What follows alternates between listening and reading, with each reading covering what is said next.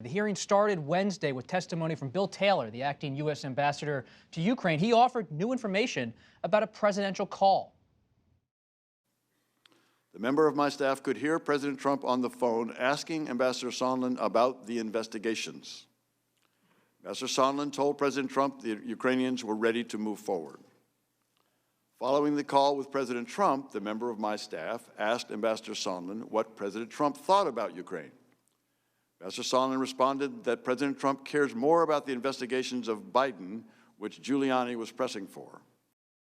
Heather, we had these two ambassadors testify this week. Then breaking news Friday night, David Holmes, the State Department aide who overheard President Trump's call with U.S. Ambassador Sandlin, said that the Ukrainian president will, quote, do anything you'd ask him to, this is according to CNN, and the Ukrainians were willing to do the investigation. You cover Speaker Pelosi, House Democrats.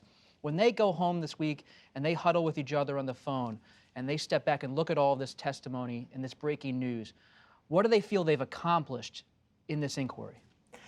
Well, Democrats, they think that, they have been able to methodically and thoughtfully make this case to the public with these hearings this week. For them going into these hearings, they looked back on how they handled the Mueller report, and they felt that those hearings in the Judiciary Committee were a disaster. So for the most part, this week was about letting these career officials, these diplomats, these very well-respected individuals tell their story and tell what they've heard and get out of the way. And now they'll turn to, we have 8 more folks who are going to testify next week, very high-profile people. And Democrats are trying to figure out how best to sell this to the public, and that's why we've seen them use some more commonplace words like bribery this week instead of things like quid pro quo, because they have done polling that shows that quid pro quo doesn't really break through to voters, but bribery does, and it is in the Constitution as an impeachable offense. And we learned more about this call Ambassador Sandlin had with President Trump back in the summer. Does this all this testimony bring it closer to the president, Michael, when you look at the testimony? Sure. I mean, in this case, you have a phone call to Ambassador Sandlin, who I think is in a terrace restaurant in Kiev, or Kyiv, as we're supposed to be saying now. And the president speaks so loudly through the phone that 2 embassy officials who are with Sandlin in the restaurant can hear the president's voice. And according to the account that was given to the House today, Sandlin evidently held the phone away from his ear because the president was blasting so loudly in his ear. Now, let's set aside for a minute who might be intercepting a call like that. You are in a city that the Russians very heavily surveil, so it is not a secure phone call. But we now have these 2 people who heard the president's voice and also heard Sandlin, after he hung up the phone, essentially recount what these embassy staffers heard the president say, which is basically, I want the investigations.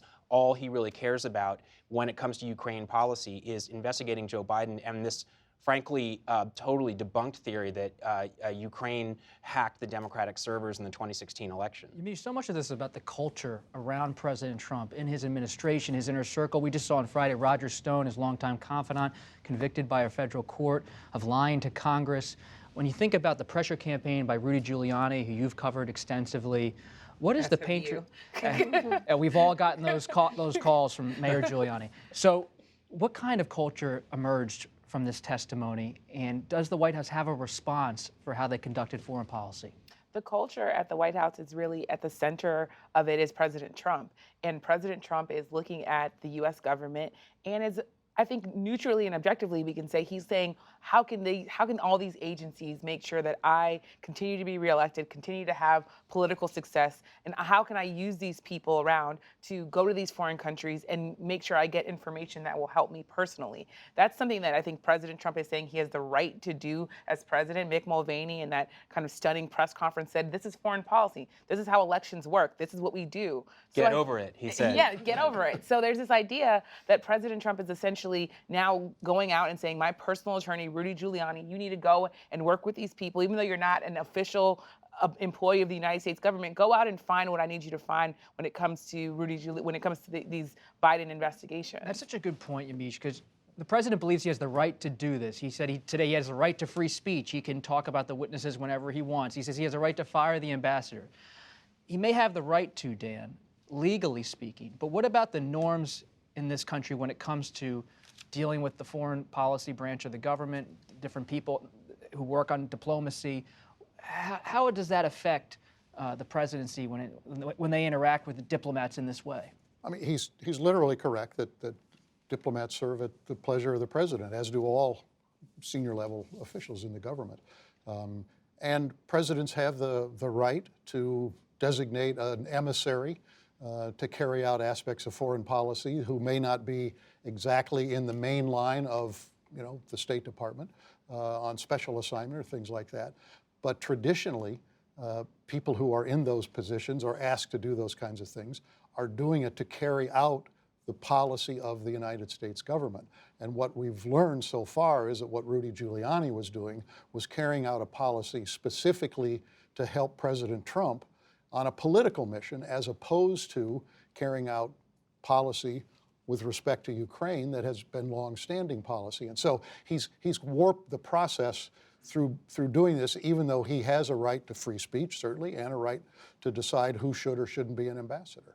For House Democrats, is it all about Ambassador Sondland now? Who's the key witness? Ambassador Bolton, he's being held up in federal court, his possible testimony. What are they really looking for to build upon this week? Well, I think Holmes, the fellow who testified behind closed doors tonight, they may be asking whether he should come publicly. They are trying to finish the public hearings next week, which is why we are seeing 8 witnesses come over 3 days. It will be an enormous amount of testimony. Why are they doing it with that kind of timeline? Well, Thanksgiving is the next week. They know that people are going to turn away from this and probably focus on their family. And when they come back, they want to pivot to the House Judiciary Committee in the first week of December and move to mark up articles of impeachment if that's what they choose to do, which many lawmakers say privately they will. And that will, in theory, allow them to vote on the articles the 3rd week of December, and then, Congress leaves for Christmas. Do we know exactly what the articles would be based on your conversations with House Democrats? There's a lot of speculation. They do say that they have enough to do obstruction of Congress, just given all of the stonewalling and things like that. They do say that they have enough to do obstruction of justice, given things like what President Trump did today, attacking Yovanovitch, which they say is witness intimidation, and then abuse of power, which is the case that they're trying to make here. They have told me privately that they don't want to do more than a handful of articles because they don't want to lose the public's attention and, overwhelm the folks who may be undecided about this and have, a middle-of-the-road opinion going into the election next year.